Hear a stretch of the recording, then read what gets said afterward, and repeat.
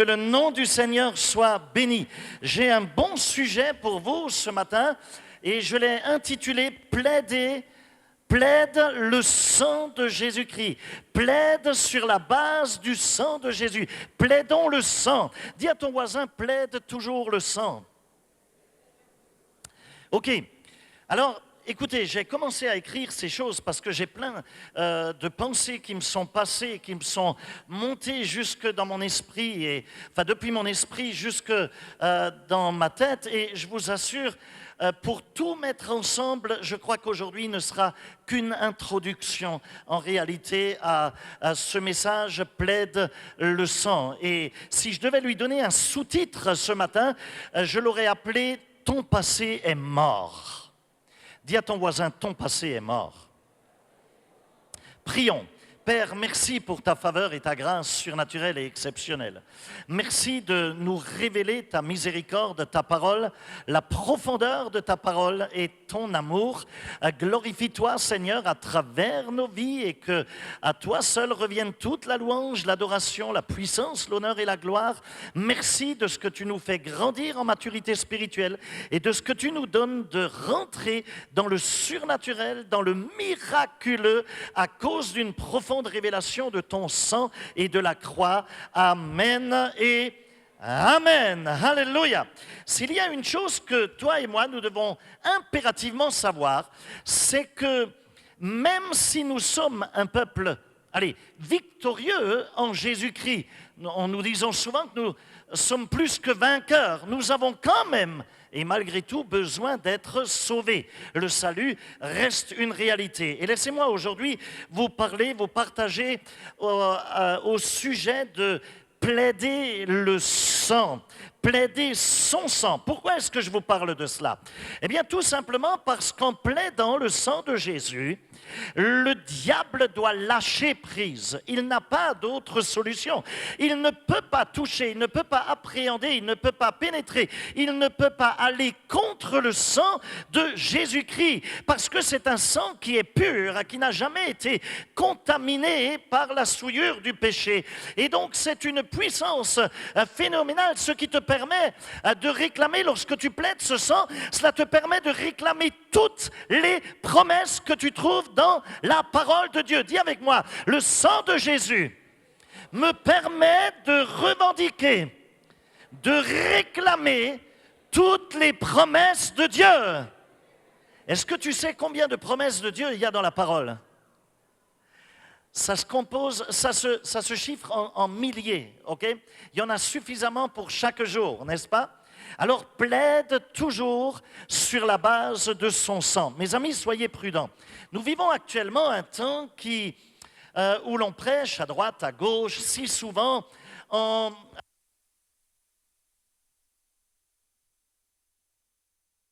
avec des messages qui ont tendance à nous caresser dans le sens du poil. Mais si nous ne plaidons pas le sang de Jésus-Christ, sans se reposer sur l'œuvre de la croix, sans l'utilisation que j'ai envie de dire de cette arme ultime que nous a laissé le Seigneur en versant son sang sur la croix, à savoir le fait d'appliquer de manière pratique par la foi, en le déclarant, en le proclamant, d'appliquer le sang de Jésus-Christ qu'il a versé pour toi et moi.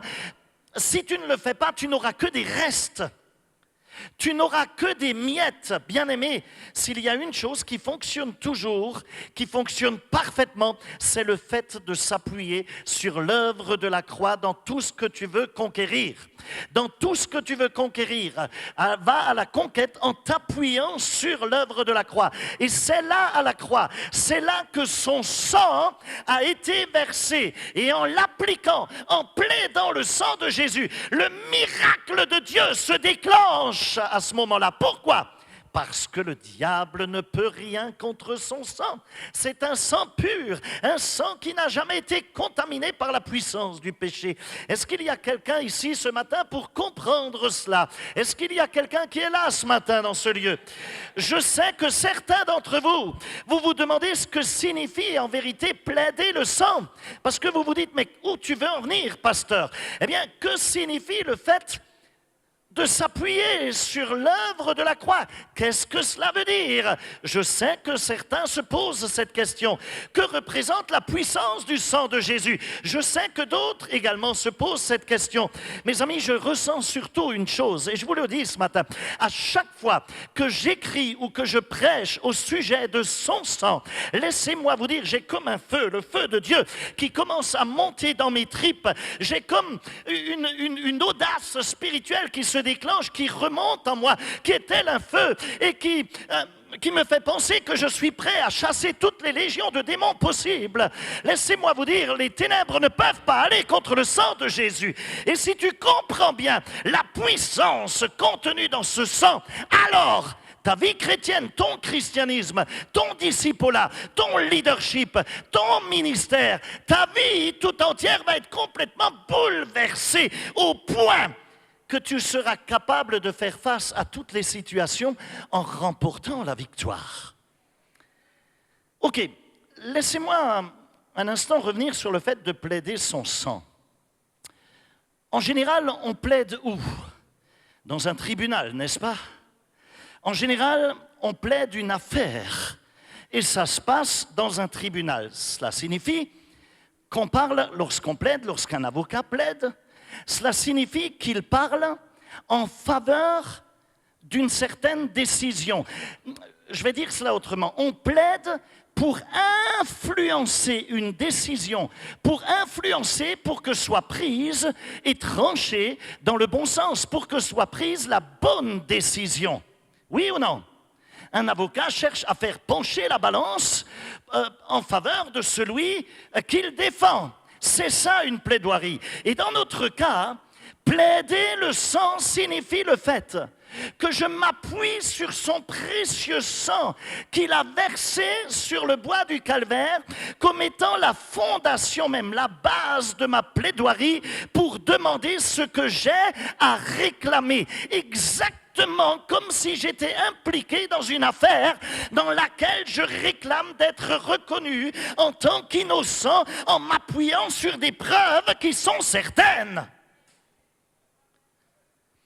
Jésus a versé son sang pour que toi et moi, pour que nous ayons les moyens de réclamer nos droits, à savoir ce qui nous revient, pour que tout ce dont j'ai besoin, que cela me soit accordé. J'ai des fondations, j'ai des preuves irréfutables pour que sur le plan spirituel, ma plaidoirie soit efficace. Tu as réellement donné ta vie au Seigneur Jésus? Est-ce que tu lui as réellement donné ta vie? Est-ce que tu as authentiquement fait l'expérience de ce que la Bible appelle la naissance nouvelle? Si tu as fait cette expérience, si l'Esprit de Dieu est venu témoigner à ton esprit dans tes tripes que maintenant tu es un fils, une fille de Dieu, si tu as fait cette expérience, alors tu peux plaider en t'appuyant sur son sang. Laisse-moi te dire, un authentique disciple du Seigneur, je ne te parle là pas d'appartenir à une religion, soit-elle soi-disant chrétienne. Non, je te parle d'avoir donné ta vie au Seigneur. Et c'est pour cela que si tu veux vivre cette expérience, tu as dû l'inviter à venir habiter en toi. Tu es devenu le temple du Saint-Esprit de Dieu. Tu t'es repenti de tes péchés. Tu as changé de vie. Tu portes des fruits dignes de la repentance. Tu t'es fait baptiser par immersion. Hey, je ne te parle pas d'un baptême de bébé avec 3 gouttes sur la tête. Là, c'est un nettoyage à sec. Et puis un bébé, d'abord, n'est pas capable de croire. Tu ne peux pas te faire baptiser par procuration. On est loin là de l'obéissance du vrai baptême dans le sens biblique qui veut dire immersion, immerger, plonger, couler dans l'eau. Mais si tu as fait cette expérience, laisse-moi te dire, alors tu peux réclamer toutes les promesses de Dieu sur la base de son sang qu'il a versé pour toi et pour moi sur la croix. Je vais revenir sur le baptême car le 25, nous aurons un grand service de baptême ici dans l'après-midi. Ce sera le jour de Vendredi Saint. Et nous verrons qu'il y a là un mystère incroyable qui se cache derrière une puissance extraordinaire. Mes amis, Dieu m'a révélé un mystère. Il en est ainsi parce que son sang représente tout ce qui est lié à la mort du Seigneur Jésus. Je n'ai pas dit à la vie. Je n'ai pas dit la vie. J'ai dit c'est lié à la mort du Seigneur Jésus. Lorsque je parle de plaider sur la base du sang de Jésus, je ne dis pas qu'il nous faut plaider en pointant notre doigt vers le liquide rouge qui est en train de circuler dans les artères, les veines et les vaisseaux en étant activé par la pompe qu'est le cœur physique. Non, je ne parle pas de cela. Dans ce contexte spirituel, quand je parle du sang de Jésus-Christ, c'est représentatif, écoute ce que je vais dire, de la mort du Seigneur Jésus. Lorsque nous chantons « Puissance dans le sang de Jésus », oh, il y a de la puissance dans le sang de Jésus. Lorsque nous chantons cela, mes amis, nous ne sommes pas pour autant en train de pointer notre doigt vers le liquide rouge et gluant qui est en train de couler dans les veines, dans les vaisseaux, dans les artères d'un corps. Non! Je voudrais que tu comprennes bien que le sang dans un corps représente la vie. Mais il est dit que Jésus a versé son sang. Le sang est sorti de lui. Et ça représente la mort. Lorsque le sang quitte un corps, cela est significatif de la mort, car tu ne peux pas vivre sans le sang dans tes veines. Le sang apporte la vie, mais lorsque le sang sort, lorsqu'il quitte, c'est la mort. Dans Matthieu 26, au verset 28e, il est écrit « Car ceci est mon sang, le sang de l'alliance qui est versé pour beaucoup, pour le pardon des péchés. » Et je voudrais que tu notes bien que Jésus a dit que son sang a été versé. Dis avec moi, le sang de Jésus a été versé. Donc cela me parle de sa mort. Mes amis, la mort de Jésus, elle est totalement et complètement différente de la mort de quiconque d'autre, car son sang qui a été versé était un sang complètement pur.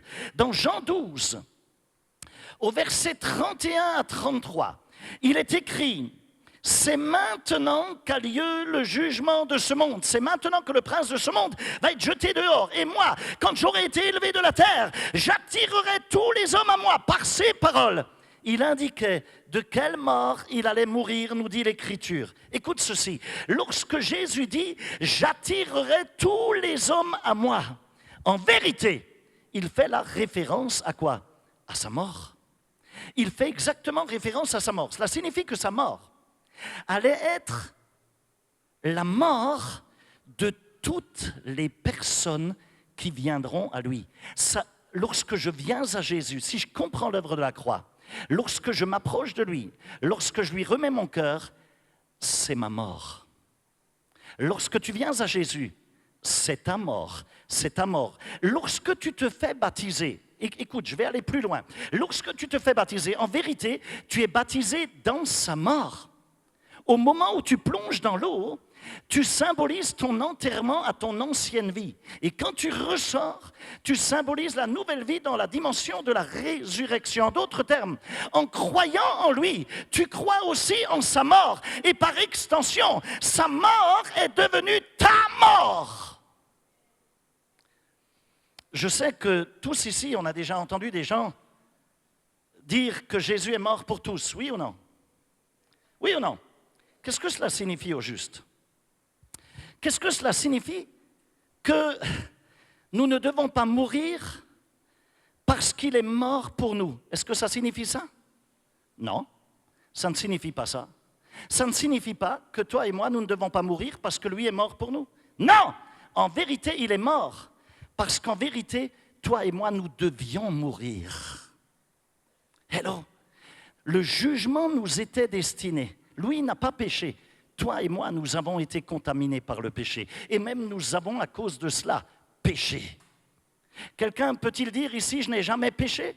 Une pensée de travers, et tu es dans le péché. Un jugement dans ta tête envers une personne, tu es dans le péché. Une colère pas maîtrisée, tu es dans le péché. etc. Et donc, comprenez que Jésus qui est mort pour tous ne signifie pas que toi et moi, il est mort pour nous pour que nous ne devions pas mourir. Non, nous devions mourir.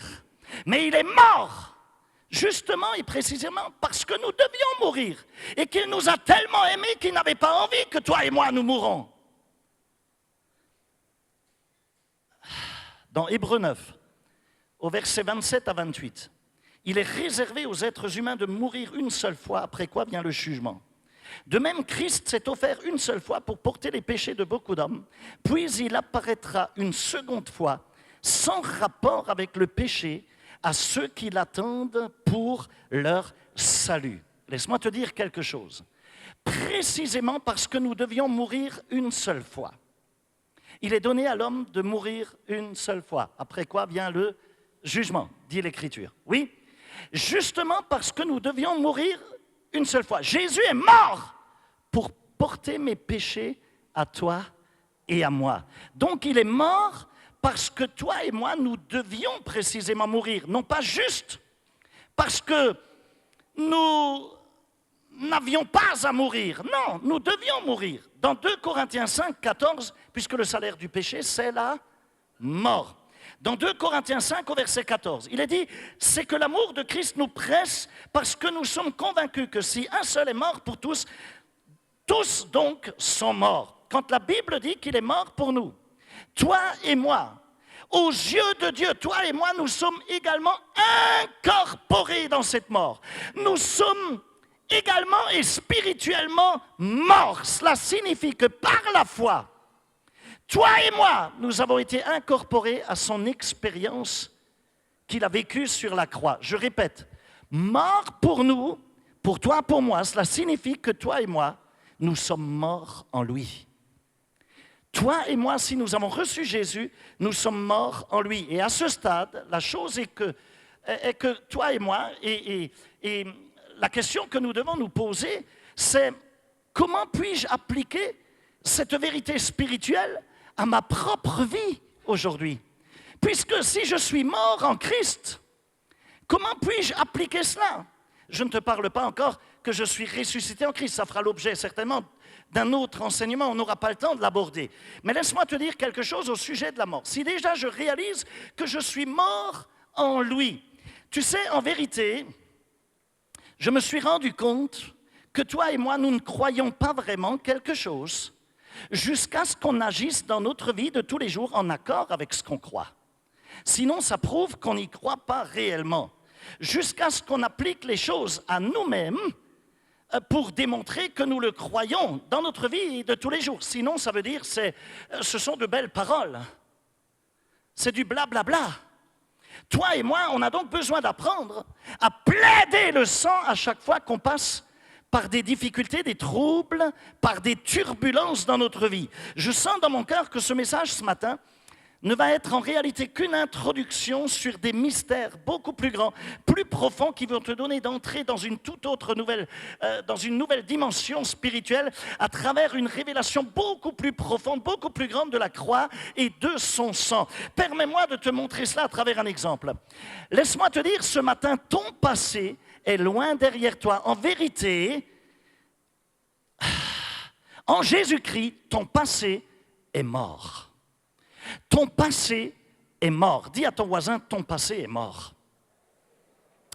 La deuxième épître de Paul aux Corinthiens nous dit que nous sommes morts à travers la mort de Jésus. Dans 2 Corinthiens 5, au verset 16 à 17, il est dit « Ainsi désormais, nous ne percevons plus personne de manière humaine. » C'est important ce verset. Mets-le en rouge. Et si nous avons connu Christ de manière purement humaine, maintenant, nous ne le connaissons plus ainsi. Si quelqu'un est en Christ, il est une nouvelle créature. Les choses anciennes sont passées. Dis avec moi, les choses anciennes sont passées. Voici, toutes choses sont devenues nouvelles. Pourquoi la Bible dit que nous devons percevoir maintenant plus personne selon le regard de la chair, c'est-à-dire de manière humaine, de manière charnelle. Pourquoi la Bible dit que je ne dois plus percevoir les gens de manière charnelle, de manière humaine, que je ne dois plus les percevoir avec un regard de jugement, avec un regard qui s'appuie sur leur vie passée jusque-là. Pourquoi?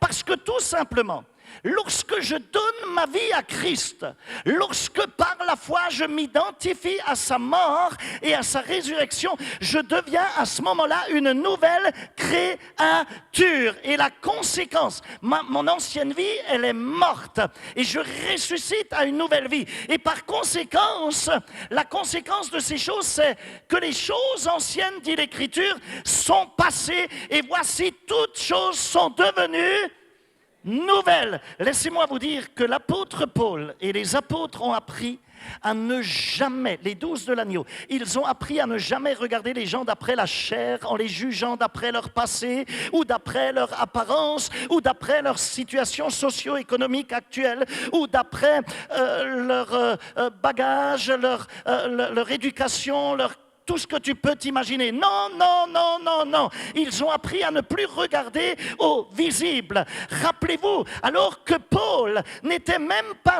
il n'était pas Paul, il était Saul. Saul de Tarse. Alors qu'il n'était même pas encore totalement converti. Il venait d'être arrêté sur le chemin de Damas par le Seigneur Jésus lui-même, qu'il a arrêté parce qu'il était en train d'exterminer tous les chrétiens de l'époque. Il était en train de les faire arrêter, de les faire tuer les uns après les autres. Il était en train de les faire jeter en prison. Il était un fou, un dictateur, un propre juste. Il pensait le faire en défendant Dieu ou la doctrine de Dieu alors qu'il était complètement dans le faux. C'était un fou furieux. Il a donné son suffrage, son aval. Il était là quand Étienne a été lapidé à coups de pierre et qu'il a été mis à mort. Il était un meurtrier. Lorsqu'Ananias, poussé par le Saint-Esprit, arrive pour le consolider dans la foi, pour lui imposer les mains au nom de Jésus-Christ, pour qu'il recouvre à nouveau la vue, pour ensuite le baptiser. Dès que Ananias le voit, il n'est pas baptisé, il est encore aveugle. Aveugle, dis avec moi aveugle. Spirituellement, ses yeux n'étaient pas encore ouverts. Il était pas converti à ce moment-là totalement. Il a été arrêté par le Seigneur. Le Seigneur lui-même l'a arrêté, sinon il en aurait fini avec l'Église. Laisse-moi te dire quelque chose. Paul était un fou furieux. Il était en train de capituler, mais il n'avait pas encore tout compris à ce moment-là. Lorsqu'Ananias arrive, il l'appelle Saul, mon frère. Saul, mon frère, avant même qu'il ne soit totalement converti, alors qu'il était un tueur, alors qu'il était un menteur, alors qu'il était un pharisien religieux, rempli de jugement, de haine, et qu'il valait mieux pas à ce moment-là ne pas le rencontrer. Mes amis, Ananias ne s'est pas soucié en quoi que ce soit du passé de Paul. Ananias savait qu'il était un tueur. Ananias dira même, Seigneur, t'es sûr que tu m'envoies vers ce type, il est en train d'égorger tout le monde.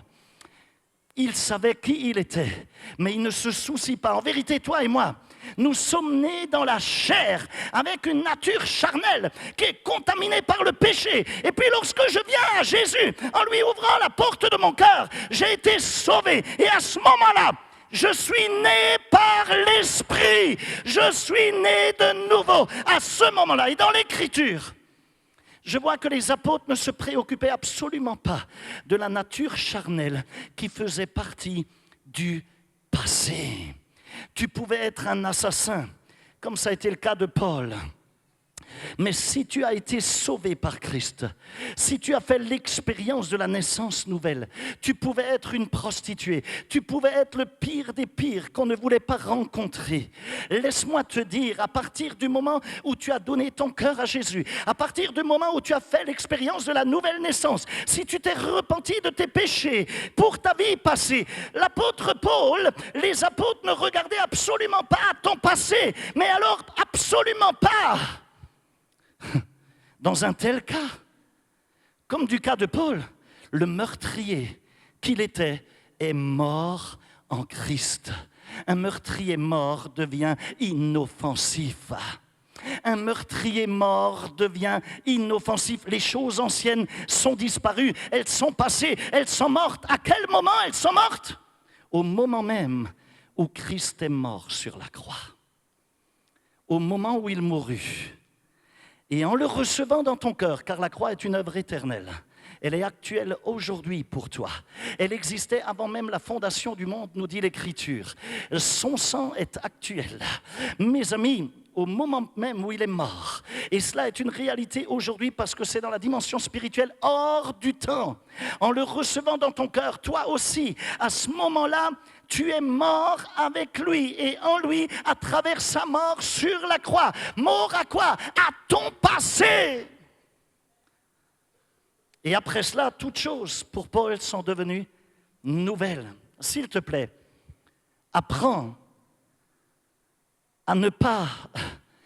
s'il te plaît à ne jamais regarder tes frères dans la foi, tes sœurs en Christ, avec les yeux de la chair. Mais comprends bien que notre nature charnelle, notre chair, elle est toujours encore la même chair. Elle est toujours encore, malheureusement, la même nature charnelle que celle qu'on avait avant d'être sauvé par le Seigneur Jésus. Mais notre esprit a été régénéré au moment où on a été sauvé. Au niveau de ton esprit, tu es devenu une nouvelle créature, pas au niveau de la chair, au niveau de ton esprit. Et donc tu dois maintenant faire remonter ces choses jusque dans ta cabeza, jusque dans ta tête, jusqu'au niveau de ton âme. Cela doit impacter ta vie, ta nature charnelle. Regarde avec moi ce que dit Ézéchiel 36, au verset 26 à 27. C'est ce qui vous explique que beaucoup de chrétiens peuvent encore avoir beaucoup de jugements, de critiques et de paroles désobligeantes dans leur bouche, quelquefois de la méchanceté, etc., parce qu'ils n'ont pas une authentique révélation de la croix. Ils ne savent même pas qui ils sont, ils ont besoin de se convertir encore, de se convertir totalement. En réalité, ils n'ont pas une profonde révélation de qui ils sont. Ils ne savent même pas qu'ils sont morts, sinon ils ne laisseraient pas vivre leur nature charnelle, leur passé, etc. Regardez, Ézéchiel 36, versets 26 à 27. « Je vous donnerai un cœur nouveau, et je mettrai en vous un esprit nouveau. Je retirerai de votre corps le cœur de pierre et je vous donnerai un cœur de chair. C'est mon esprit que je mettrai en vous ainsi. Je vous ferai suivre mes prescriptions, garder et respecter mes règles. » Mes amis, laissez-moi vous dire que les outres neuves sont créées pour contenir du vin nouveau. Et le vin nouveau, c'est l'Esprit de Dieu. Dans Matthieu 9, au verset 17, il est écrit « On ne met pas non plus du vin nouveau dans de vieilles outres, sinon les outres éclatent, le vin coule et les outres sont perdues. Mais on met du vin nouveau dans des outres neuves et le vin et les outres se conservent. » Tu as besoin de naître de nouveau. Dans Romains 12, au verset 2, « Ne vous conformez pas au monde actuel, mais soyez transformés par le renouvellement de l'intelligence, afin de discerner quelle est la volonté de Dieu, ce qui est bon, agréable et parfait. » Le problème, bien-aimé, c'est que notre chair est la même nature charnelle que celle qui était avant, qu'on avait avant de recevoir le Seigneur, avant de recevoir le salut. L'esprit et la mentalité de beaucoup de chrétiens, de beaucoup de disciples, sont également encore les mêmes mentalités qu'ils avaient auparavant, qu'ils entretiennent. Mais tu peux être régénéré, tu peux être renouvelé en ce moment même, alors que dans l'esprit, tu peux être renouvelé. Alors que la chair, notre nature charnelle, j'ai une mauvaise nouvelle pour vous, notre nature charnelle ne peut pas se convertir. Hello, ton caractère ne peut pas se convertir. Il doit mourir à la croix. Notre chair doit être crucifiée. Parce qu'il n'y a pas de conversion possible. Si ton esprit peut être régénéré, ta nature charnelle, elle doit mourir. Quand la Bible dit mourir à soi-même, prendre sa croix chaque jour et le suivre, ça veut dire que je dois mourir à ma nature charnelle. Le danger est que puisque la chair est toujours la même, et cela est vrai pour toi et moi, cela nous concerne au plus haut point, il est très facile à cause de cela de regarder les gens avec le regard de la chair et par conséquent de me connecter avec ces personnes par rapport aux expériences passées de cette personne que je peux connaître, mais qui en vérité ne font absolument plus partie de sa vie, de son âme, puisqu'elle a reçu Jésus-Christ dans son cœur. Si elle a reçu Jésus-Christ, son passé est mort. Et je n'ai plus le droit de regarder cette personne par rapport à sa vie passée. S'il te plaît, ce matin, tu dois prendre la décision de ne plus jamais regarder les gens avec le regard de ta chair, avec le regard charnel. Ton regard charnel, il est terriblement limité. Il ne voit pas plus loin que le bout de ton nez. Alors que le regard de la foi te permet de voir, te permet de discerner, te permet de percevoir ce que la plupart ne voient pas. Le regard de la foi te fera voir tes disciples, tes gens, complètement différemment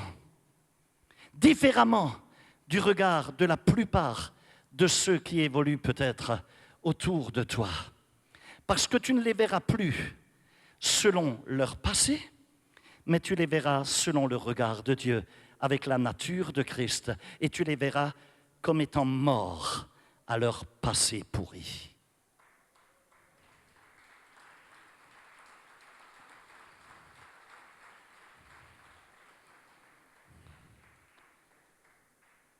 Imagine que tu veux restaurer ton couple. Ton mari vient de se convertir, alors qu'auparavant, il était peut-être coureur de jupons et tu as été trompée, ma sœur. Si tu veux restaurer ton couple, s'il a donné sa vie au Seigneur, tu ne dois plus jamais le regarder avec les yeux charnels. Tu ne devrais plus jamais avoir peur, car ce que je crains, c'est ce qui m'arrive, ce que je redoute, c'est ce qui m'atteint. Tu ne devrais plus donner de la matière aux démons pour intervenir. Et tu devrais voir ton mari comme mort à cette vie passée et comme étant une nouvelle créature et le voir tel que Dieu le voit maintenant. Sinon, c'est toi-même qui vas avoir des problèmes et tu vas ouvrir des portes aux ténèbres qui peuvent de nouveau attaquer. Cherche toujours à regarder les gens avec le regard de l'esprit, tel que Dieu les voit. Puisque Dieu nous donne d'être une nouvelle création, et qu'il place son esprit en nous. Tu es devenu le temple du Saint-Esprit. Et que toutes choses anciennes sont passées à travers notre, permettez-moi cette expression, à travers notre co-crucifixion. Puisqu'on a été incorporé avec lui sur la croix par la foi. Donc je dois apprendre à regarder les gens avec le regard de Dieu sans me retourner sur le passé. Parce que sinon le passé va me paralyser moi et lui. Je vais lier cette personne par mon jugement. Et moi-même, je vais être paralysé parce que je ne pourrai pas développer une relation correcte et emmener cette personne à entrer dans son appel, à s'épanouir, etc. S'il vous plaît, quand vous regardez vos disciples, quand vous regardez les gens, regardez-les toujours comme si leur passé était mort. S'ils viennent à Dieu, cela deviendra de toute manière une vérité, une réalité. Si tu viens à Dieu, ton passé est mort, peu importe le passé embarrassant, honteux que tu pouvais avoir. Si tu es un authentique disciple du Seigneur devant toi, si tu es un authentique disciple du Seigneur et que tu as devant toi des personnes, etc., tu ne vas plus jamais les regarder par rapport à leur passé, parce que tu sais que leur passé est mort. À l'inverse de cela, si tu as un authentique chrétien devant toi, il ne te jugera plus, mais il sait que ton passé est mort. Est-ce que vous êtes là? S'il y a un chrétien qui juge encore à tort et à travers, dites-lui, viens au week-end rencontre, tu as besoin de te convertir. Tu as besoin de comprendre l'œuvre de la croix. Parce que tu es en train de continuer à condamner les gens alors que la condamnation, elle est morte. Elle n'a plus de pouvoir sur eux. Non seulement tu es mort, mais aussi tu es enterré. Oh, dis à ton voisin, en plus tu es enterré. Écoute ceci. Dans 1 Corinthiens 5, non, je veux que vous compreniez l'œuvre de la croix, c'est très profond.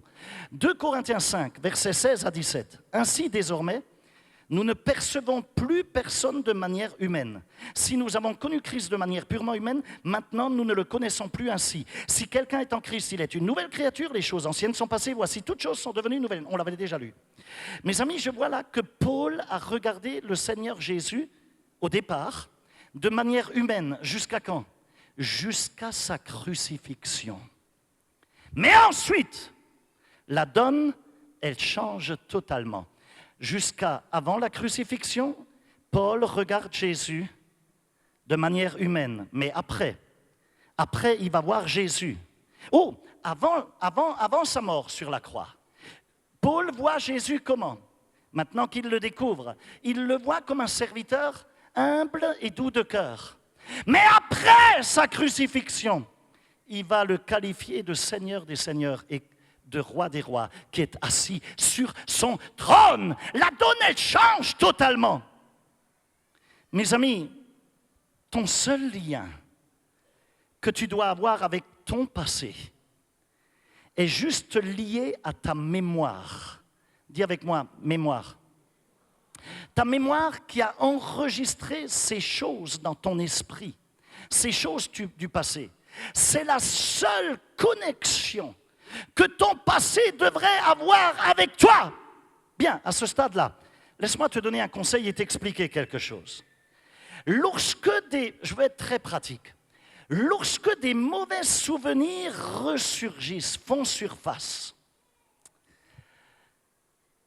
ces mauvais souvenirs qui reviennent, tu sais, pour essayer d'empester, de venir contaminer ton esprit, de venir te voler la paix. Lorsque des mauvaises choses reviennent en surface, s'il te plaît, immédiatement à ce moment-là, utilise, applique et plaide le sang de Jésus-Christ contre de telles pensées. Immédiatement, le diable, il va tout faire pour chercher à jeter de telles pensées sur toi. Il cherche à faire remonter les mauvais souvenirs en surface. Après tout, c'est son job. On ne peut pas lui en vouloir. Et aussi, de très nombreuses fois, il arrive, tu sais quoi, que le diable en prend plein la tête par les chrétiens. Il y a des chrétiens qui voient l'œuvre de Satan partout, ils voient des démons partout. Moi, je vois surtout des anges. Je ne sais pas pour toi, moi, je vois surtout le Saint-Esprit et l'onction de Dieu agir. Oh, alléluia, gloire à Dieu, je n'ai pas le temps de m'occuper des démons. Lorsqu'on plaide le sang, les démons changent de trottoir. Mais laisse-moi te dire, il arrive tellement souvent qu'on jette les mauvaises pensées. On se les jette nous-mêmes dans le visage. On les fait ressurgir nous-mêmes contre nous. C'est absolument fou. On va fouiller dans nos vieilleries. Oui. Il arrive qu'on fait nous-mêmes le sale boulot du diable. C'est absolument fou. Laisse-moi te dire, plaide le sang du Seigneur pour réclamer ton droit et ne plus jamais être importuné par de telles mauvaises pensées qui viennent te voler ton sommeil et pourrir ta vie. Plaide le sang, écoute. Tu disposes du droit d'être parfaitement libre de toute condamnation, libre de toute culpabilité du passé, oui, et encore oui, tu disposes de ce droit sur la base de la mort de Jésus à la croix qui a versé son sang. Je voudrais que tu comprennes bien que sa mort est devenue ta mort au moment. Ça s'est concrétisé dans le monde spirituel au moment où tu as passé par les eaux du baptême. Tu t'es conformé à sa mort à ce moment-là. Ton ancienne vie, elle est restée dans l'eau. Elle a été enterrée là. Et tu es ressorti en nouveauté de vie, dans une vie de résurrection. Au moment où tu t'es fait baptiser, si tu ne l'as pas encore fait, fais-le le 25. Il y a un grand service de baptême. Inscris-toi tout à l'heure. Il y a une réunion vendredi soir. Samedi, pardon. Laisse-moi te dire, au moment où tu t'es fait baptiser, tu as concrétisé ta mort en Christ. Ton ancienne vie est passée. Et donc, cette ancienne vie, elle est enterrée. Elle n'a plus de droit sur ta nouvelle vie en Christ. Quand la Bible nous parle de nouvelle créature, elle fait référence à quoi? Elle fait référence à quelque chose de nouveau. Nouveau, c'est nouveau. Nouvelle, c'est nouvelle. Et ce qui est nouveau, il me semble que c'est quelque chose qui n'a pas encore été utilisé, oui ou non? Quand tu achètes quelque chose de nouveau, tu achètes quelque chose qui a été jusque-là inutilisé. Tu ne veux pas quelque chose qui a été utilisé, sinon c'est de l'occasion, c'est pas nouveau. Même si dans un magasin, on veut te vendre l'objet qui a servi de démonstration, il n'est plus neuf. Tu vas négocier un prix soldé à moins 50 ou moins 70% ou moins 30%. Tu vas négocier parce que c'est un objet qui est déjà considéré comme utilisé, qui est comme une occasion. Ce qui est nouveau est nouveau. Et c'est comme si Dieu, quand il dit « tu es une nouvelle créature », c'est comme s'il t'a donné une nouvelle vie que tu n'as encore jamais utilisée jusque-là. Ton passé, donc, ne peut plus avoir de droit sur ta vie, puisque tu viens de recevoir une nouvelle vie qui, elle, n'a pas encore été utilisée. Et cette nouvelle vie, elle n'a pas encore de passé, elle est vierge. Ton existence, qui fait partie de ton passé, en vérité, tu sais, ton passé est fatigué. En vérité, ton passé, il a vieilli. Ton passé est usé par le péché. Ton passé t'a fait mal. Ton passé a alourdi ta vie. Ton passé, c'est comme s'il y avait un boulet à tes pieds. Ton passé est lourd à porter. Je ne sais pas ce qui s'est passé dans ton passé. Tu as dû passer par des divorces, par des scandales financiers, par des manques, par des maladies, par des souffrances, par des trahisons. On t'a planté le couteau dans le dos, par tellement de situations difficiles. Par de la tromperie, par tout ce que tu peux t'imaginer. Et ces choses ont vieilli, ces choses t'ont amené à être fatigué, c'était comme un boulet, jusqu'au moment où tu viens au pied de la croix et que là tu commences à t'en décharger et que le sang de Jésus-Christ est appliqué sur ta vie pour faire de toi une nouvelle création. Et là, par la foi, parce que tu as reçu le Seigneur Jésus dans ton cœur et que par la foi tu as compris l'œuvre de la croix, tu es mort avec lui, tu es mort à ton passé en Christ et tu es devenu cette nouvelle créature. Oh, alléluia! Ton passé est devenu un étranger pour toi. Un étranger pour toi.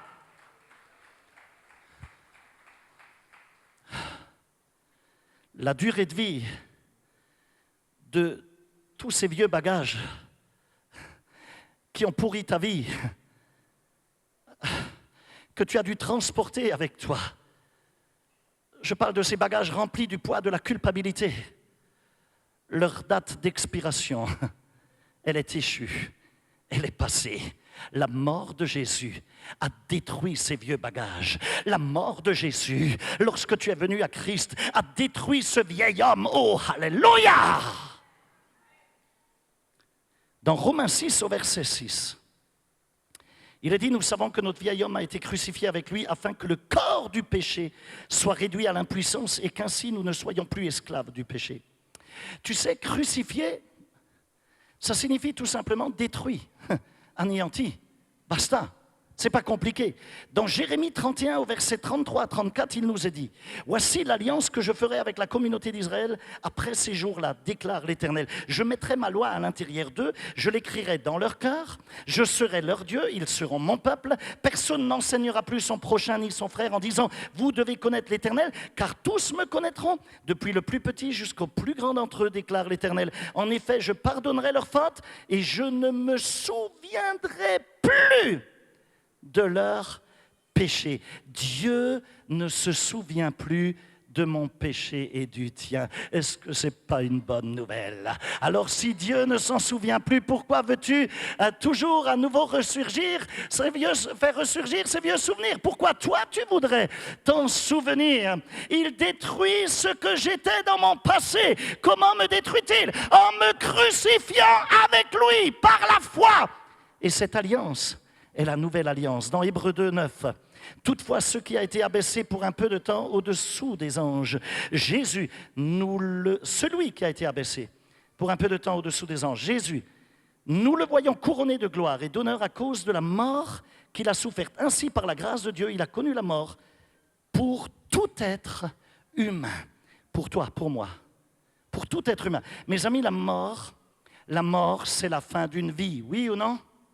La mort, c'est la fin d'une vie. Est-ce que vous êtes d'accord avec ça? Quelqu'un n'est pas d'accord avec le fait que la mort, c'est la fin d'une vie? C'est la fin aussi, dans ce cadre, de toutes les expériences que tu as pu faire et vivre. Quand tu es mort, c'est terminé. Les expériences terminées. Ce que tu as vécu, c'est terminé. Cela signifie qu'aux yeux de Dieu, ton passé est détruit, il est crucifié, il est mort. Et s'il est mort, tu es libre de tout ce qui avait pourri ta vie auparavant. Je te dis une chose ce matin, plaide son sang. Plaide le sang de Jésus. Lorsque ton passé cherche à te tourmenter, dis-lui, le sang de Jésus a été versé. Je suis mort en lui. Ma vieille vie est crucifiée en lui. Et son sang m'a purifié parce que le sien n'était pas contaminé. Si ton passé, ton ancienne vie est crucifiée et morte en Christ, alors le diable n'a plus de preuves de ton ancienne vie. Il ne peut plus utiliser quoi que ce soit pour aller contre toi, pour venir tout à nouveau te culpabiliser, parce que les preuves ont été détruites à la croix. Donc tu es devenu comme une personne qui n'a pas existé avant ton baptême, qui symbolise la mort de ton ancienne vie, et maintenant tu es dans une nouvelle vie de résurrection en Christ. Mes amis, la croix, ce n'est pas quelque chose que toi et moi, nous avons rencontré à mi-chemin de notre vie. Je n'ai pas rencontré la croix à la moitié de ma vie. Vous vous dites, mais quand tu étais bébé, tu n'as pas connu la croix. Non, laissez-moi vous expliquer. Non. Je n'ai pas rencontré la croix à la moitié de mon chemin. Parce que si j'avais rencontré la croix à la moitié de ma vie, un tel discours serait complètement vide de sens par rapport à ce qu'enseigne la parole de Dieu, l'Écriture au sujet de la croix. Laissez-moi vous dire, en Jésus, toi et moi, nous sommes nés de nouveau en tant que crucifiés.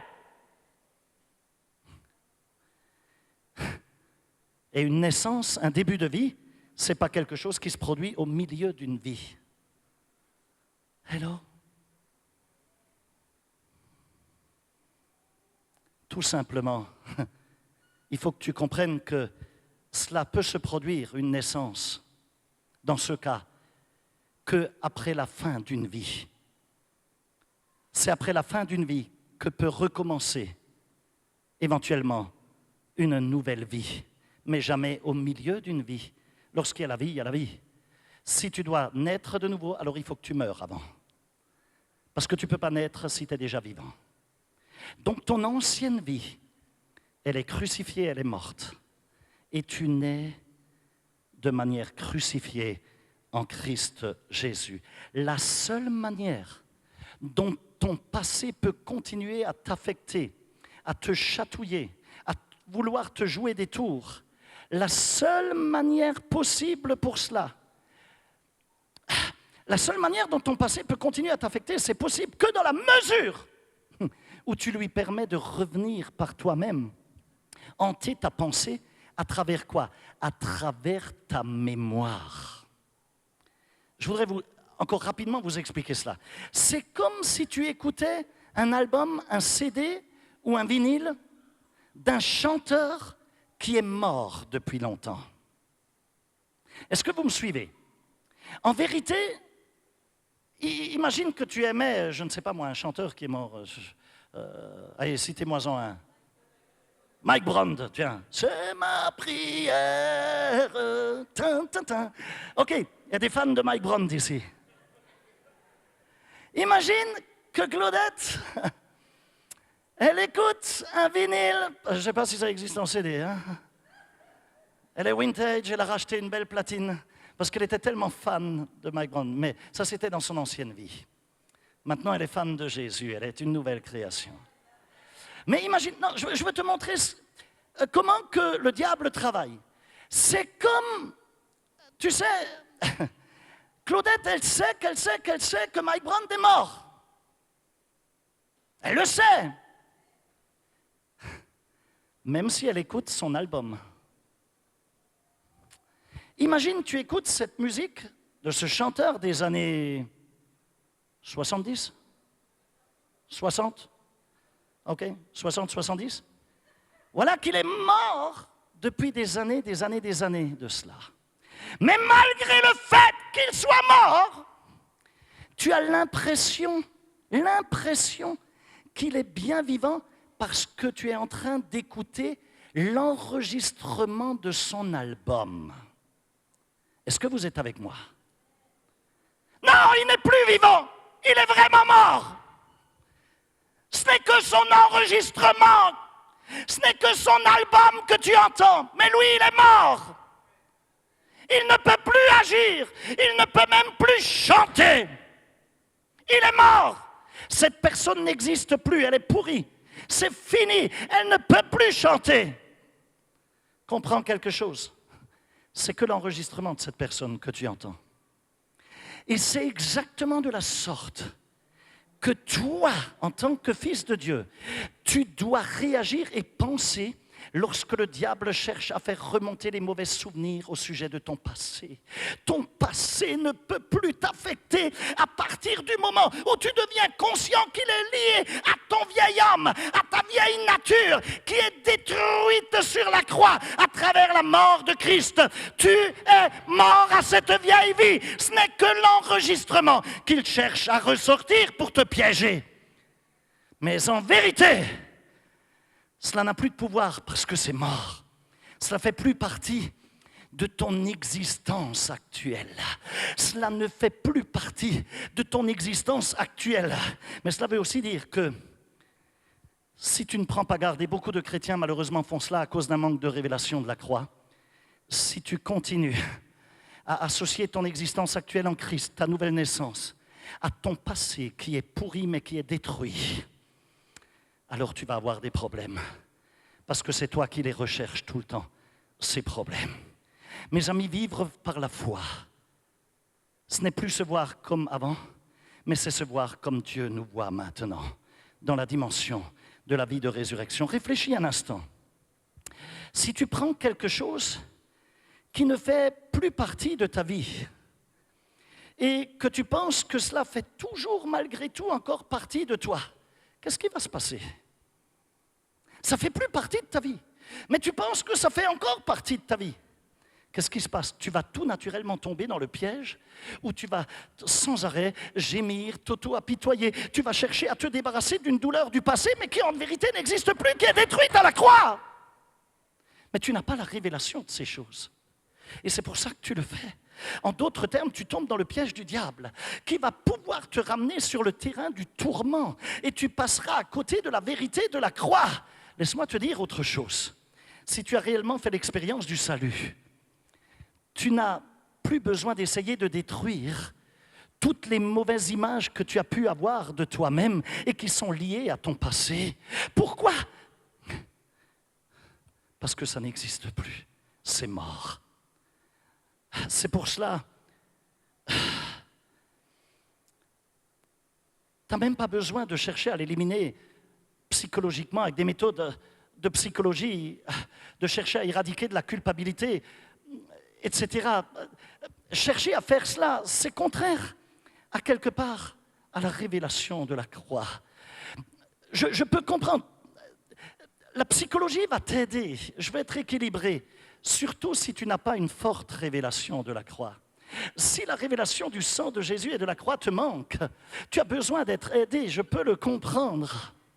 Mais aujourd'hui, je voudrais qu'on s'élève à un autre niveau sur le plan spirituel. Mes amis, je n'ai absolument pas honte de ma vie passée. Laissez-moi vous dire, cela fait 28 ans que ma vie passée ne fait plus partie de moi. Ce passé-là, il est mort, il est derrière moi. Alors pourquoi je devrais en avoir honte? Pourquoi devrais-je avoir honte de mon passé? Il est mort à la croix. Oui, j'étais honteux. Oui, j'ai fait des choses qui n'étaient pas justes. Mais la personne qui a fait ces choses honteuses, elle appartenait, à qui ces choses honteuses pouvaient appartenir et appartenaient. Elle est morte, elle est morte, elle est morte il y a 28 ans sur la croix. Elle n'est plus là. Je suis une nouvelle création en Christ Jésus et ces choses n'ont plus de pouvoir sur ma vie. La croix m'a coupé de ce passé. Elle m'a séparé de ce passé. Lorsque la Bible dit que toutes choses sont devenues nouvelles, tu n'as pas besoin de chercher midi à 14h. Ça signifie tout et basta. Oh, alléluia. Toute ma vie passée, tout ce qui faisait partie de mon passé est passé. C'est loin derrière moi. C'est enterré. Ton passé est mort. Alors oui, je le sais bien. Tu as encore, oui, je sais, l'enregistrement des souvenirs de cette vie-là. Et de temps en temps, tu aurais envie de remettre ça sur la platine de disque pour écouter ces vieux chants de mauvais souvenirs qui rallument à nouveau de la haine, de la rancœur et toutes sortes de frustrations. Mais tu es fou en faisant cela. Plaide le sang. Ne te fais pas avoir si le diable vient te chuchoter. Oh, que c'était bien à l'époque. Et puis tu te rappelles un tel qui te faisait ses crasses, etc. Non. Au nom de Jésus, j'applique le sang. Mon passé est mort, c'est terminé. Mes amis, tu sais, tu peux être libre, mais cela dépend de la manière dont tu vas traiter tes souvenirs, ta mémoire. Si tu comprends qu'il ne s'agit que d'un enregistrement, comme celui de Mike Brand pour notre sœur Claudette.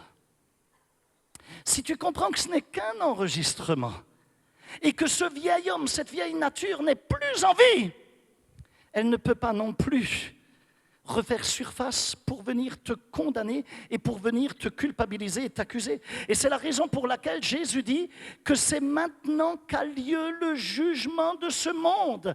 Dans Jean au chapitre 12, il nous a parlé de sa mort à lui dans laquelle toi et moi nous sommes incorporés. Mes amis, mon jugement, parce que j'ai été incorporé dans la mort de Christ, mon jugement a déjà eu lieu pour les choses qui touchent à mon passé. Lorsque des mauvaises pensées cherchent à me tourmenter, alors je plaide le sang et je dis: Satan, je viens contre toi avec le sang de Jésus-Christ. Mauvaise pensée, dégage. Au nom de Jésus, j'applique le sang de Jésus sur toi. Rappelez-leur, s'il vous plaît, à ces mauvaises pensées, que ton ancienne vie est morte en Christ sur la croix.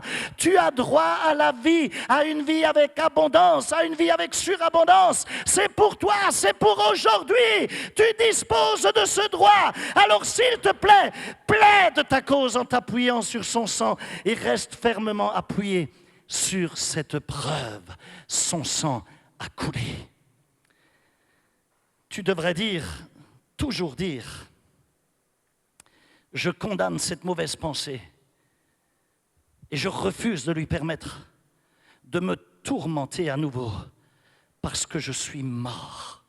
Mort à mon passé, mort à mes expériences du passé qui sont détruites, qui sont mortes sur la croix.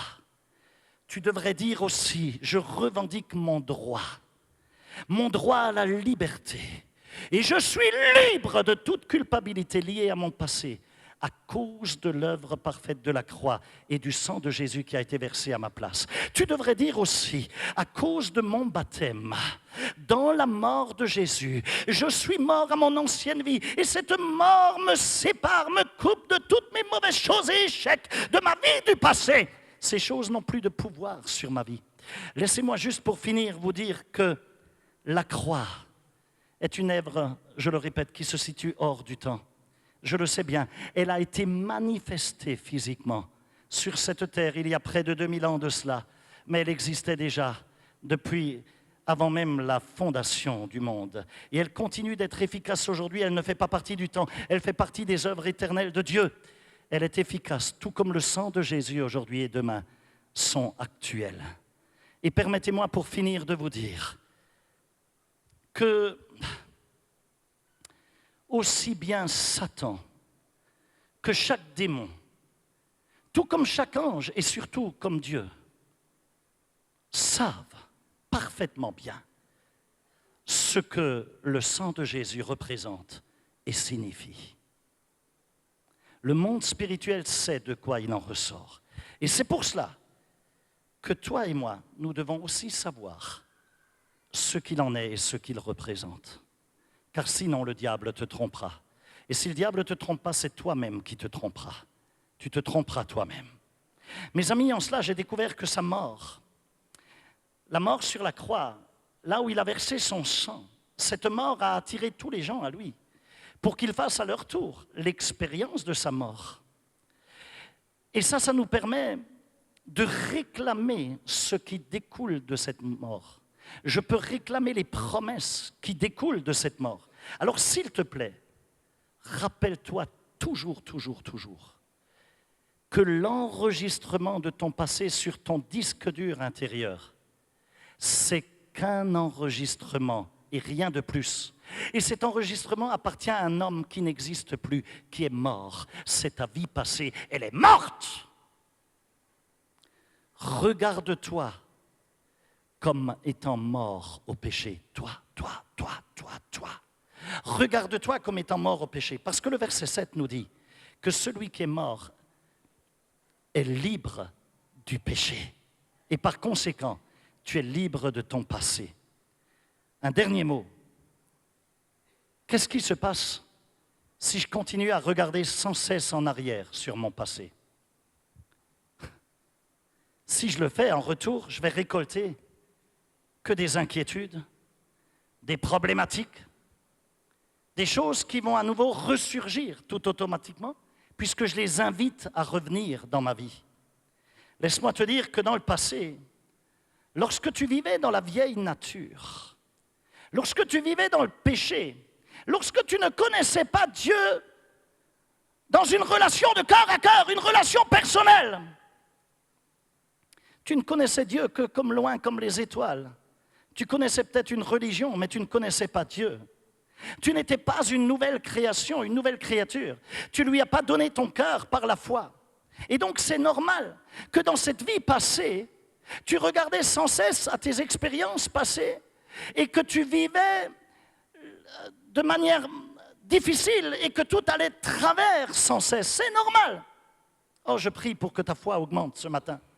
Si seulement tu peux juste croire suffisamment la parole de Dieu, alors tu feras l'expérience de voir et de comprendre que ton passé est réellement passé et qu'il ne peut plus affecter ta vie d'aujourd'hui en quoi que ce soit.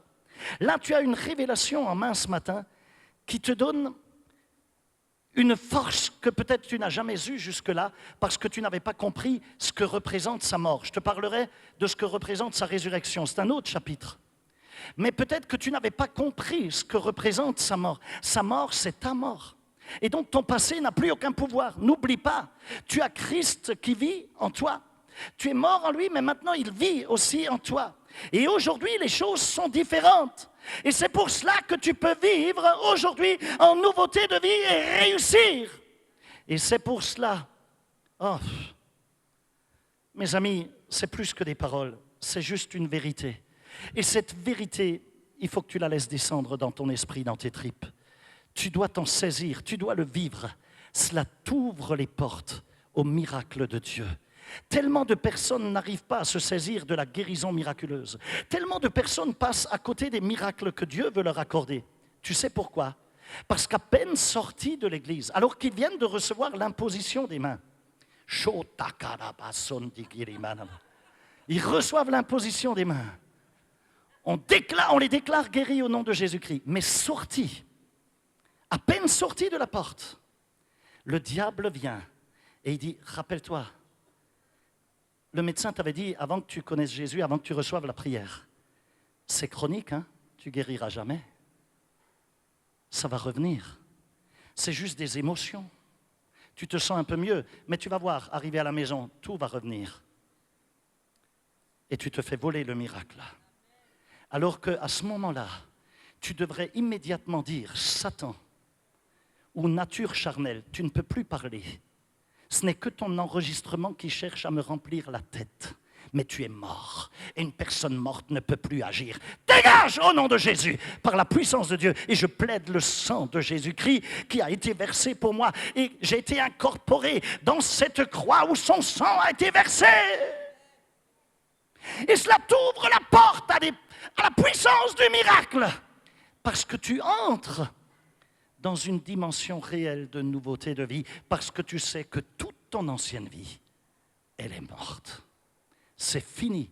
Imagine que tu allais d'échec en échec lors des examens.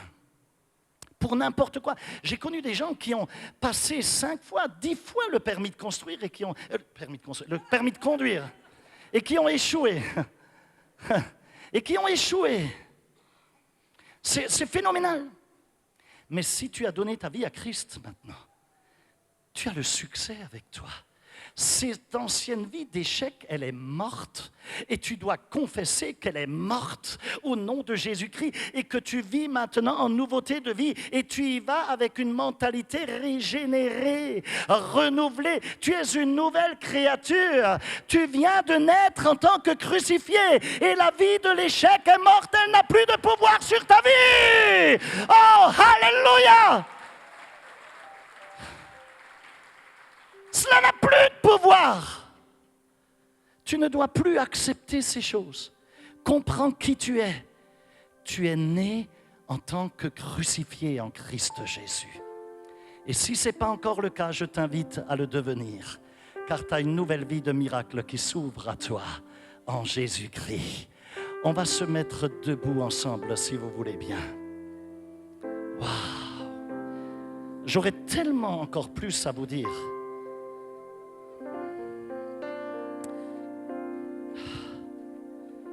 Mais le temps imparti nous manque et je veux finir à l'heure.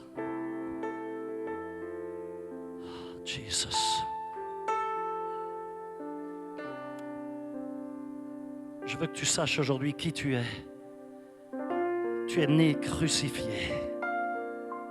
Un authentique chrétien est né crucifié. Sa nouvelle vie est une vie de résurrection. Une vie où il marche en nouveauté de vie et son ancienne vie n'a plus de pouvoir. Il ne peut pas y avoir de nouvelle vie s'il n'y a pas de mort avant. Tu ne peux pas naître au milieu d'une vie. C'est comme si tu me disais oh, je ne sais pas si Madame Intel, elle est enceinte ou pas enceinte. Enfin, elle est à moitié enceinte. Ça ne veut rien dire, ça. Ou tu es enceinte ou tu ne l'es pas. Ça n'existe pas. Et c'est pareil, tu ne peux pas être né au milieu d'une vie. Tu peux naître si tu étais mort. Là, tu peux reprendre, oui, naissance. Comprenez ces choses.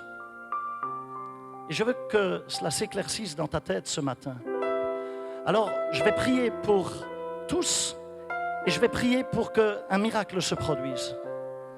Mais je voudrais avant toute chose que les personnes qui sont venues pour la première fois ce matin, peut-être que vous êtes venus avec un ami ou avec quelqu'un qui vous a invité et qui a prié pour vous pendant des jours et des jours certainement, pour que vous aussi vous soyez au bénéfice du miracle de Dieu. Je ne veux pas que vous quittez ce lieu sans un dépôt de bénédiction sur votre vie. Vous méritez le meilleur de Dieu. Alors je voudrais simplement à ces personnes qui sont venues pour la première fois, que vos amis vous emmènent jusque-là et je veux prier pour vous. Je ne peux pas aller dans tous les coins de la salle, vous êtes trop nombreux. Mais venez simplement et avancez-vous. Et je voudrais que le miracle de Dieu se produise dans votre vie parce que vous le valez bien. Viens ce matin, viens. Come on. Vos amis peuvent vous accompagner. Venez, approchez-vous parce qu'il y aura beaucoup de personnes qui vont s'avancer. Venez. Alléluia. Je ne veux pas que tu repartes sans un miracle dans ta vie. On va continuer à prier pour qu'un miracle se produise dans le nom de Jésus. Viens.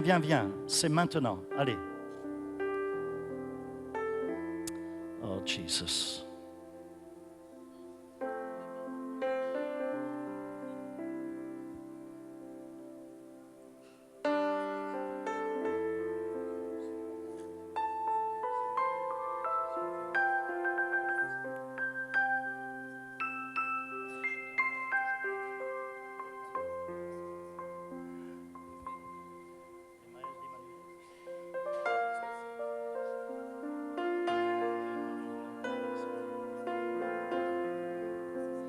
D'autres personnes encore. Venez, approchez-vous, je vous prie, pour qu'on ait de la place. D'autres encore sont en train de venir. Venez rapidement et on va prier ensemble. Je voudrais vous aider ce matin.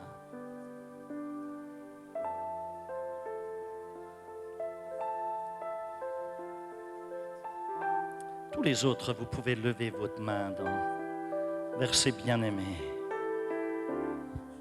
Et on va répéter cette prière ensemble. Vous êtes prêts? Un jour, j'ai fait cela et ma vie a été changée, radicalement transformée. Allez, on va prier. Père, au nom de Jésus-Christ, à vous. Père, au nom de Jésus-Christ, je remets ma vie entre tes mains. Je te demande pardon. Pardon pour mes péchés, pour mes échecs, mes fautes du passé. Pardon pour mes jugements. Je te demande grâce ce matin. Je te reconnais comme Seigneur et Roi. Et je t'ouvre mon cœur. Cher Saint-Esprit, viens habiter dans mon cœur. Je t'invite à faire de moi le temple du Saint-Esprit. Je te demande une nouvelle fois pardon pour mes péchés. Que ton précieux sang me couvre dans toutes les dimensions de mon être. Et tu me purifies, tu me laves, tu me nettoies de tout péché et de toutes les conséquences du péché. Père, au nom de Jésus, je te suis reconnaissant de ce que je suis mort à mon ancienne vie et que tu me fais vivre en nouveauté de vie. Merci pour cette nouvelle chance que tu me donnes dans ma vie. Tu es le Dieu de la deuxième chance. Et je veux te bénir pour cela. Je veux te remercier. Aide-moi à comprendre ta parole, à vivre ton évangile, à être un bon témoignage pour toi, à être fidèle là dans l'église dans laquelle tu m'as placé ce matin. Et aide-moi à te servir. Seigneur, que ma vie soit utile en toi. Et je sais que tu as le meilleur en réserve pour moi. Merci pour ta fidélité. Je déclare aujourd'hui que je suis ta propriété privée. Et toi, le diable, au nom de Jésus-Christ, tu n'as plus rien à faire dans ma vie. Sors de ma vie. Je viens contre toi avec le sang de Jésus-Christ. Satan, le sang de Jésus est contre toi. Je suis libre en Jésus-Christ. Amen et amen. On va faire la chose suivante. Il y a une équipe pastorale ici et vous allez les rejoindre. Ils vont rapidement prier pour vous pendant 2 minutes pour qu'un miracle se produise dans votre vie et vous le valez bien. Allez-y rapidement et on prend soin de vous et ensuite vous nous rejoignez. Il y a des flyers à votre disposition pour la nuit de miracles. Ils sont au fond de la salle, ne partez pas sans et recevez, prenez ces choses comme des cartes de visite pour inviter les gens à cette nuit de miracles. Levons nos mains vers le ciel, s'il vous plaît. Levons nos mains vers le ciel. On va mettre la main droite sur le cœur. Et la main gauche vers le ciel. Un peu comme un geste prophétique. Et on va dire ensemble, à haute voix, dans le nom de Jésus-Christ, je condamne toute mauvaise pensée qui cherche encore à me tourmenter. Parce que je déclare aujourd'hui que je suis mort à mon passé, que mes expériences du passé sont détruites, elles sont mortes en Jésus-Christ. Je revendique mon droit à la liberté. Je suis libre de toute culpabilité qui est liée à mon passé. Je suis libre à cause de l'œuvre parfaite de la croix et du sang de Jésus-Christ qu'il a versé à ma place par amour pour moi, à cause de mon baptême. Et si tu n'es pas encore baptisé, tu vas lui promettre de le faire. À cause de mon baptême, dans la mort, dans la résurrection, je suis mort à mon ancienne vie. Et cette mort, elle me sépare, elle me coupe de toutes les mauvaises choses de mon passé qui n'ont plus de pouvoir sur ma vie. Dans le nom de Jésus. Maintenant, tu lèves les deux mains vers le ciel. Et je vais prier pour que Dieu fasse un miracle.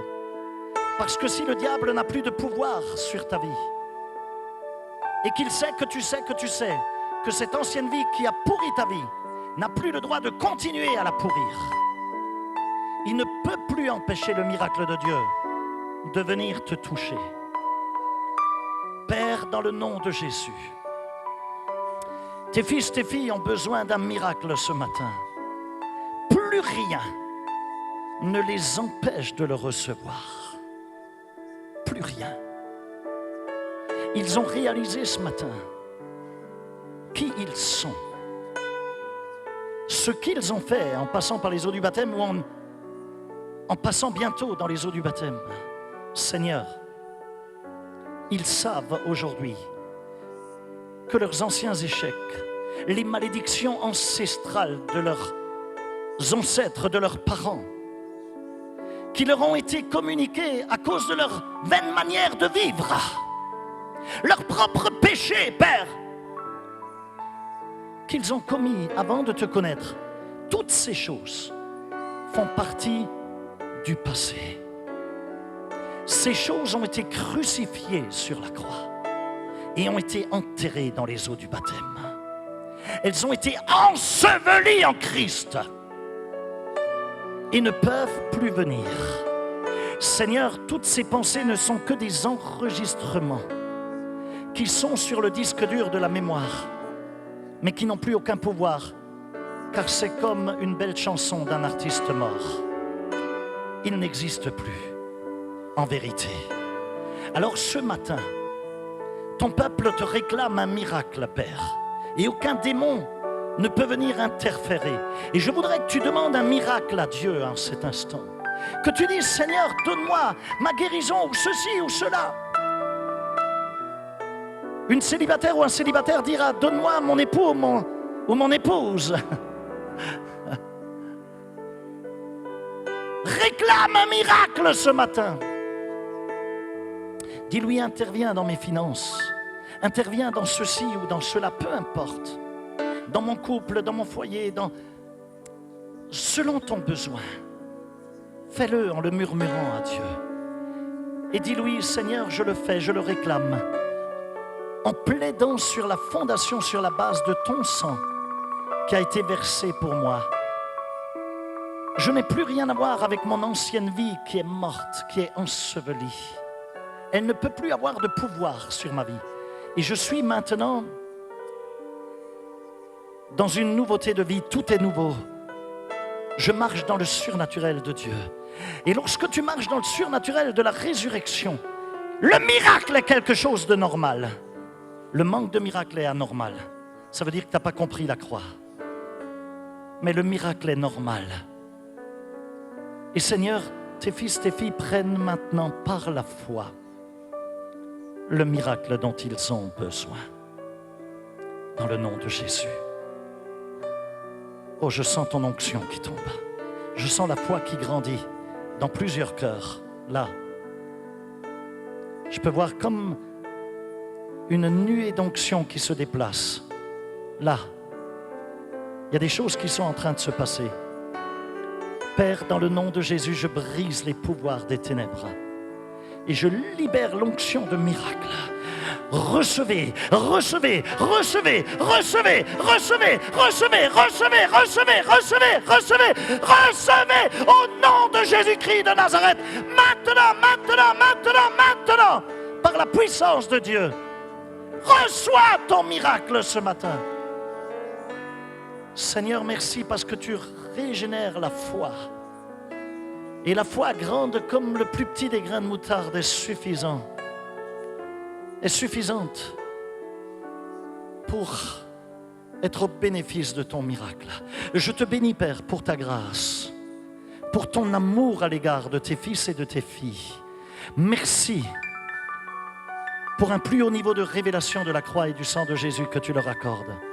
Donne-leur de toujours plaider sur la base du sang qui a été versé sur la croix.